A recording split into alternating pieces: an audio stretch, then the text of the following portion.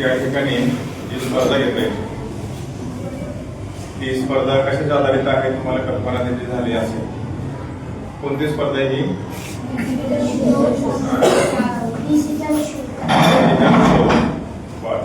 अजून पण ही स्पर्धा कोणी कशामुळे आपण घेतो ही स्पर्धा?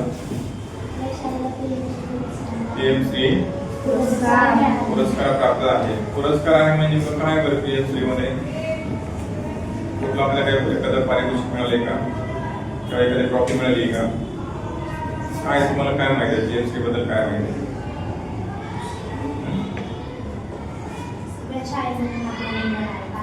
सगळ्या शाळेतून आपला नंबर आलाय. बरं अजून काय कोणाला सांगता येईल? पीएमसी हे काय आहे? कसला पुरस्कार? गव्हर्नमेंटने आपल्याला पुरस्कार दिलाय. म्हणजे नेमकं काय दिलंय? तरी ट्रॉफी दिली का? काय बक्षीस दिले का आपल्या शाळेला? काय केले सांगा.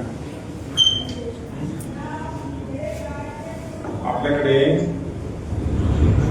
केंद्र शासनाने 2020 साली एक धोरण ठरवले बघा. कुठलं? तुम्ही NEP वगैरे कधी ऐकले का नाव? National education policy. तेव्हा तुम्ही तुमचे जे पुस्तक आता नवीन तुम्हाला पुस्तक मिळाले असतील ना त्याच्यामध्ये असेल बघा पहिले किंवा दुसऱ्या पेजवर तुम्ही जर बघितलं उघडून ते खाली ते प्रस्तावना वगैरे दिलेली असते बघा. प्रस्तावनेमध्ये कदाचित लिहित असेल बघा तुमच्याकडे आहे पुस्तके का? त्याच्यामध्ये राष्ट्रीय शैक्षणिक धोरण 2020 असे दिलेले आहे. म्हणजे ते पॉलिसी बदललेली म्हणजे पूर्ण भारतामध्ये ह्या 2020 पूर्वी एक पॉलिसी होती बघा. कोणती? 1986 राष्ट्रीय शैक्षणिक धोरण 1986. म्हणजे 1986 ते 2020 साधारणतः मला वाटतं 34 वर्षानंतर आपले हे धोरण बदलले. मग त्याची जी अंमलबजावणी असते ना ते पूर्ण देशभरामध्ये होत असते. आता आपलं जे भारत आहे ते काही छोटे आहे का? खूप मोठे. मग त्याच्यामध्ये जवळपास 27-28 घटक राज्य आहेत, 9-10 केंद्रशासित प्रदेश आहेत.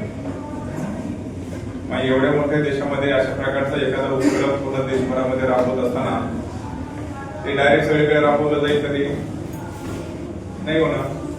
म्हणून भारत सरकारने काय ठरवलं की साधारणतः देशातून जवळपास 14,500 शाळांमध्ये त्या शाळा अशा निवडायच्या सुरुवातीला. किती?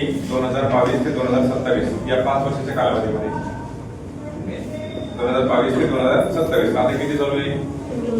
2024 चालू आहे. मग अशा काही मॉडेल स्कूल निर्माण करायचे देशातून. किती? 14,500 शाळा.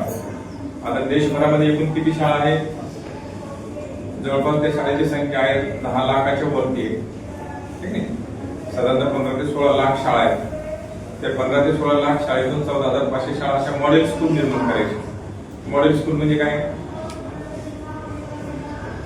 की बाकीच्या शाळेने काय करायचं त्या शाळेकडे पाहून नंतर ती यंत्रणा राबवायची, ते धोरण राबवायचं. आता 86चं धोरण काय होतं की आपल्याकडे 8वी 9वी 10वी 5वी 6वी 7वी आणि नंतर 11वी 12वी 2. ठीक नाही? 11वी 12वी वेगळं होतं. आता या कॉलेजमध्ये काय 9वी ते 12वी एकच होणार आहे. आणि आता जे प्री प्रायमरी असते ना अगदी ज्युनियर KG पासून ते सगळे 8वी पर्यंत जवळपास एकच असणार आहे. म्हणजे धोरण पूर्णतः बदललेले आहे. मग ज्या काही 14,500 शाळा निवडायच्या त्या मॉडेल स्कूलमध्ये आपल्या शाळेचं नाव आलेलं आहे. कसं झालं का? म्हणजे राष्ट्रीय शैक्षणिक धोरण 2020 चे जी अंमलबजावणी सुरुवातीला ज्या शाळेमध्ये होणार आहे ती शाळा म्हणजे आपली असणार आहे. म्हणजे कुठे? मग पुणे शहरातून आपली एकमेव माध्यमिक शाळा आहे. मग ज्यावेळेस बाकीच्या शाळा ते राबवतील ना त्याच्या अगोदर ते आपल्या शाळेमध्ये धोरण राबवलेलं असतं. मग बाकीच्या शाळा आपल्याकडे बघून आपल्या शाळेमध्ये विशेष करून इथे कसं राबवलं गेलं ते त्यांच्या शाळेमध्ये राबवतील. म्हणून पीएमसी योजनेमध्ये आपल्या शाळेला काय मॉडेल स्कूल द्यायसाठी आपण म्हटलं जातं. मग हे राबवण्यासाठी शाळेला निधी येणार आहे.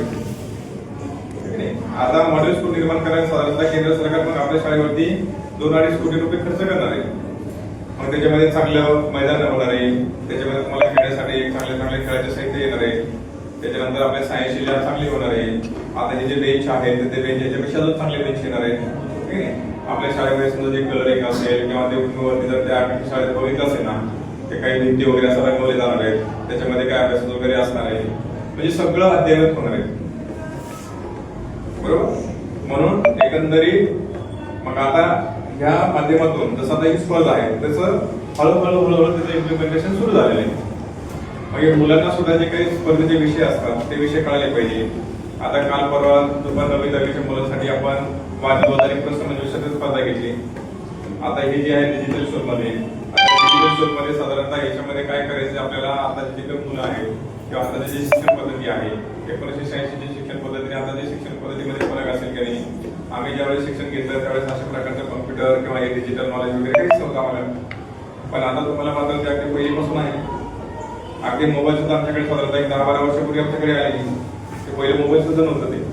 म्हणजे एवढे जे काही क्रांतिकारक असा बदल झालेला आहे, तो बदल हळूहळू त्या मुलांपर्यंत सुद्धा म्हणजे वेळेनुसार काळानुसार कसं बदल करणं अपेक्षित आहे ते साधारणतः या शिक्षण पद्धतीच्या धोरणावरती ते डिपेंड असतं. म्हणून आपल्याला हे जे काही तुमच्याकडे आता विषय आहे डिजिटल एज्युकेशन मध्ये समजा डिजिटल शोधमध्ये आपण असं असे अनेक विषय असू शकतात. त्याच्यामध्ये मग लोकशाही असेल, काय अनेक सामाजिक प्रश्न असतील, तुमचे काही विद्यार्थ्यांचे अनेक प्रश्न असतील, काही शैक्षणिक समस्या असेल, सामाजिक विषय असेल, सांस्कृतिक काय विषय असेल, असे अनेक असू शकतात. परंतु त्या मुलांची मानसिकता अशी त्या दृष्टीने पाहण्याची त्यांची मानसिकता तयार झाली पाहिजे. स्वतःहून सुद्धा असं साधारणतः काही विषय असू शकतात का, आपण समाजामध्ये जगत असताना, कुटुंबात जगत असताना, आपल्या लोकॅलिटीमध्ये किंवा अशा परिसरामध्ये अजून असे काही येतात का आपल्याकडे समस्या. आता सुद्धा आपण पाहतो की समजा आता आपण पाहतो की मोबाईलचा वापर मुलांकडे जास्त